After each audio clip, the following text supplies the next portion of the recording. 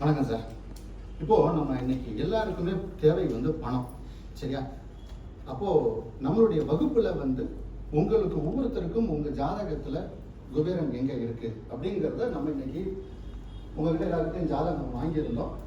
அந்த ஜாதகத்தை வைத்து ஒரு சில இடங்கள் உலகியல் ஜோதிடத்தில் ஐயா வந்து ஒரு புக்கு போட்டு சில ஒவ்வொரு ஊர்கள் போட்டிருப்பாங்க, தமிழ்நாடு எந்தெந்த இடங்கள்ல வரும் அப்படின்னு. அதை வச்சு நம்ம இன்னைக்கு சொல்ல போகிறோம். இந்த பணம் அப்படிங்கிறது நல்லா எல்லாரும் தெரிஞ்சுக்கோங்க. குபேரன் பணம் அப்படிங்கிற இந்த ஐடென்டிட்டி நம்ம வந்து பணத்தை வந்து எப்படி குபேரனாக நம்ம இமேஜின் பண்ணி பார்க்குறோம்.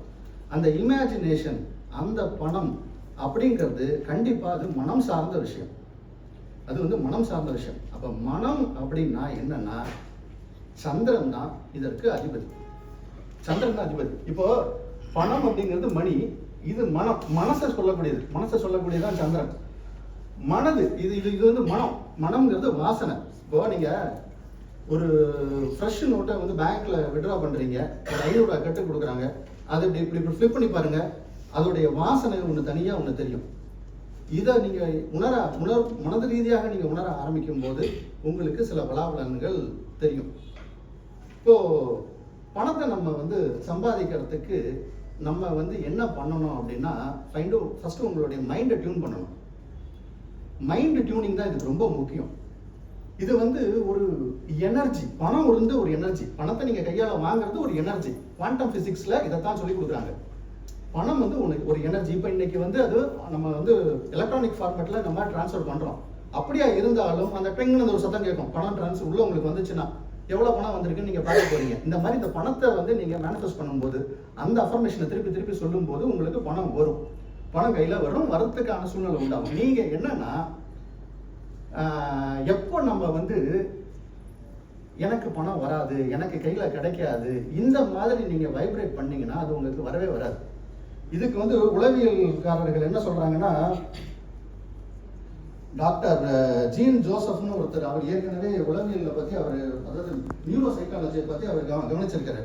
பிரெயின்ல வந்து கார்டிசோல் அப்படின்ற ஒரு சுரப்பி சுரந்துச்சுன்னா நீங்க சோர்வாயிருவீங்க, உங்களுக்கு எதுவுமே கிடைக்காது, ஒண்ணுமே ஆகாது, டிசப்பாயிண்ட் ஆகி போயிருவீங்க. அப்போ உங்களுக்கு அதுக்கு என்னென்ன சுரப்பி, டோபமைனும் செரட்டோனினும் உங்களுக்கு அதிகமா வரணும். வந்தா தான் உங்களால ஜெயிக்க முடியும். அப்போ அதை நீங்க எப்படிலாம் பண்ணலாம், அதெல்லாம் நீங்க மனசை நீங்க வந்து வச்சுக்கிட்டு இந்த மைண்டை வந்து திருப்பி நீங்க வந்து எனக்கு பணம் வந்துகிட்டு இருக்கு, எனக்கு அதிகமா நான் பணத்தை சேர்த்துக்கிட்டு இருக்கேன் அப்படின்னு நீங்க திங்க் பண்ண ஆரம்பிக்கும் போது பணம் வரும். ஏன்னா நம்ம வந்து உங்களுக்கு வந்து என்னன்னா, இந்த மூளை சம்பந்தப்பட்ட விஷயமும் 2 விதமா இருக்கு, ரைட்டு லெஃப்ட்டுமாங்க. இதை நீங்க படிச்சு பாருங்க, அதை பத்தி நிறைய இருக்கு. நமக்கு உள்ள வந்து சைக்காலஜிக்கலா வந்து என்னன்னா, ஆள் மனத்தை நீங்க வந்து தயார் பண்ணணும். மேல ஒண்ணு சொல்லும், எனக்கு இப்ப எப்படி கிடைக்கும், அதாவது அது என்னன்னா தர்க்கம் பண்ணும் இந்த மைண்டு. இந்த தர்க்கவாதத்தை மறந்துட்டு நீங்க வந்து பணம் கிடைக்குதுங்கிறதுக்கு பண்ணணும். ஒரு சின்ன ஒரு விஷயம் ஒண்ணு பார்ப்போம். பார்த்துட்டு நம்ம குபேரன் எங்க இருக்குங்கிறது உங்க ஜாதக ரீதியா பார்ப்போம். பொதுவா வந்து தனக்காரகன் சொல்லக்கூடியவர் வந்து குரு இல்லையா? தனக்காரகன் குரு. குரு வந்து கடகத்துல தானே உச்சமாவாரு, கடகத்துல உச்சமாவார்.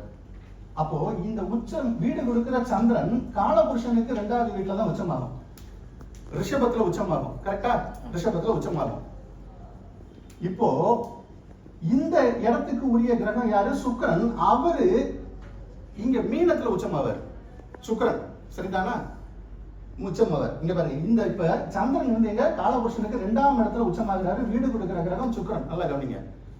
இப்போ காலபுருஷனுக்கு 11வது வீட்டுக்குரிய கிரகம் யாரு? சனி. அவர் இங்க உச்சமாவார். அவருக்கும் வீடு கொடுக்கிற கிரகம் சுக்கிரன் தான்.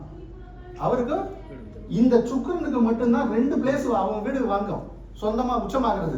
மத்த எந்த கிரகத்துக்கு அந்த மாதிரி அமைப்பு கிடையாது. இப்போ வாங்க, இப்போ நம்ம ஐயா ஜாதகத்துல இந்த அமைப்பு இருக்கும். அதனாலதான் ஐயா ஜாதகத்தை நம்ம எப்பயுமே வந்து வித்தியாசமான ஜாதகம்னு சொல்றோம்.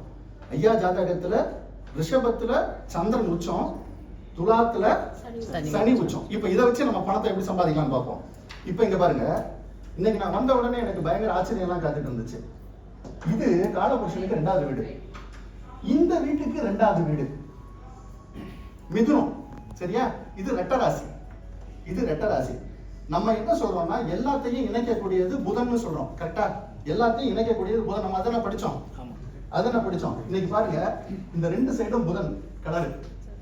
பின்னாடி பாருங்க கிருஷ்ணர் இருப்பார். போர்டுக்கு பின்னாடி கிருஷ்ணர் இருப்பார். போர்டுக்கு பின்னாடி கிருஷ்ணர். இந்த பின்னாடி நீங்க பாருங்க, கிளாஸ் முடிச்சுட்டு பாருங்க. சரியா? இப்போ ஒரு சின்ன விஷயம்.